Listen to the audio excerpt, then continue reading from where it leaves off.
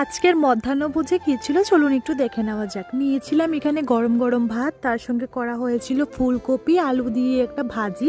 আর এই আলুগুলো আমার খুব ভালো লাগে খেতে, শীতের মধ্যেই পাওয়া যায়। ফুলকপি আলু আর দিয়েছিলাম একটু কুমড়ো আর লঙ্কা আর পেঁয়াজ দিয়ে ভাজাটা করেছিলাম, বেশ ভালো লেগেছে খেতে। আর তার সঙ্গে করা হয়েছিল আমার খুব পছন্দের মাছ, ট্যাংরা মাছের ঝাল, যেটা করেছিলাম টমেটো পেঁয়াজ আর কাঁচা লঙ্কা দিয়ে একদম শুকনো শুকনো করে করেছিলাম, বেশ ভালো লেগেছে খেতে। আর এই মাছটা সত্যি যে আমার খুব ভালো লাগে আর খেতে কিন্তু দারুণ হয়েছিল। আর সঙ্গে করেছিলাম এখানে ফুলকপি দিয়ে আলু দিয়ে মাছের ঝোল, আর ঝোলটা করেছিলাম একদম হালকা পাতলা, কোনো রকমের বেশি মশলা দেইনি আমি এখানে, আদা জিরে দিয়ে।